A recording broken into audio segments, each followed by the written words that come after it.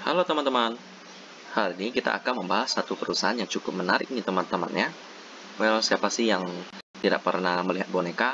Ya, paling kalau main sih ya paling juga pernah ya. Yakni adalah perusahaan yang bergerak di bidang produksi boneka, yakni namanya adalah Sunindo Adipersada Tbk dengan kode emiten TOYS atau Toys.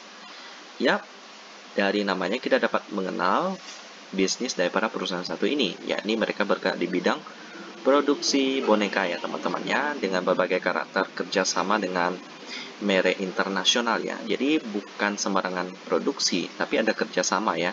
Jadi mereka dipesan oleh misalnya perusahaan Disney untuk memproduksi boneka ini, nanti mereka kirim ke luar negeri ya. Alasan kenapa Toys ini bisa dijalin kerjasama dengan sampai Disney itu karena kualitas daripada mereka yang bagus dan juga harganya yang sangat bersaing ya teman-teman ya. Kita lihat di sini, wow mirip banget ya. Ini kayak yang karakter Frozen ya kalau nggak salah ya. Oh bukan, Ice Age ya. Ini juga Ice Age. Terus yang ini yang kucing itu ya, yang Crocodile ya nggak salah ya. Ada lagi yang karakter ini yang karakter binatang ya. Nah ini modelnya mirip banget teman-teman ya, matanya, hidungnya, kepalanya, wow mirip banget dengan yang asli. Juga binatang-binatang yang lainnya ya. Saya cukup tertarik dengan saham yang satu ini karena ya bonekanya lucu-lucu banget. Pastinya sangat banyak yang suka dengan membeli produk daripada Toys ya. Kita akan melihat sejarah daripada perusahaan. Mereka beroperasi lebih dari 29 tahun ya, tepatnya di 1991. Lalu mereka memiliki pabrik berlokasi di Cilengsi, Bogor, Jawa Barat yang jaraknya hanya sekitar 30 km yang di luar Jakarta dengan akses yang baik ke pelabuhan pengiriman utama Tanjung Priok. Ya. Dan juga mereka memiliki 40 lini produksi yang terpasang dan 22 yang digunakan. Ya. Yang memproduksi mainan mewah atau boneka berkualitas tinggi untuk merek-merek terkenal dari seluruh dunia, ya. Dan alasan kesuksesan mereka adalah bahwa mereka memproduksi mainan menggunakan bahan berkualitas terbaik, mantap, dan secara ketat mematuhi standar keselamatan produksi dan mempertahankan produksi etis terkait dengan kondisi kerja dan peraturan tenaga kerja. Lalu kita akan melihat manajemen daripada mereka ya.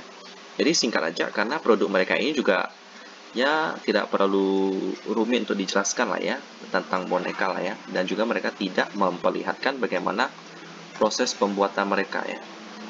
Di sini tidak ada ya. Kita akan langsung masuk ke manajemen mereka. Yang pertama Dewan Komisaris, yakni Bu Tati Otojo sebagai komisaris utama, lalu Bapak Samsur Hidayat sebagai komisaris independen, lalu Bapak Budi Tirta sebagai komisaris. Lalu yang terakhir ada direksi, Bapak Iwan Tirta sebagai direktur utama, lalu Bapak Gusnaidi Herminato sebagai direktur ya. Ya, begitu saja tentang profil daripada Toys, dan sekarang kita akan melihat laporan keuangan daripada Toys sendiri ya. Apakah keuangannya sehat? Ya, saya jujur saya dari kecil ya saya kurang suka main boneka, mungkin karena gimana ya? Mungkin karena saya lebih suka main bola ya teman-teman ya. Mungkin kalau yang lain teman-teman juga mungkin sama ataupun berbeda dengan saya, itu tidak apa-apa, karena kalau saya lihat Toys ini banyak sih yang suka main boneka di sekitar saya, kayak misalnya keponakan daripada teman saya, dia suka banget boneka ya. Nah, pokoknya kalau anak-anak kecil memang sukanya boneka. Sekarang kita akan melihat keuangan daripada Toys sendiri yang merupakan mainan masa kecil bagi anak-anak ataupun sebagai pajangan di kantor ataupun di tempat tidur. Kita masuk ke RTI Business. Dan beginilah penambahan fundamental daripada Toys sendiri ya. Kita lihat di sini ya, kayaknya tahun kemarin memang cukup parah ya, 0, dan hari ini tahun ini pun masih kurang besar labanya ya. Jadi terdampak pandemi cukup parah. Kita lihat di sisi fundamental, operating profitnya lebih besar daripada net profit, which is nice. Tapi di pair-nya itu sudah mahal sekali teman-teman, jadi labanya kurang besar.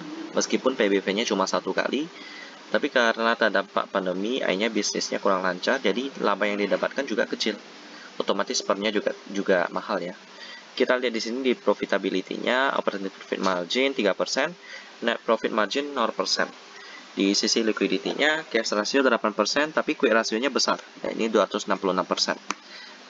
Well, oke, jadi bisa bayar hutang jangka pendek lah ya, jadi aman lah ya.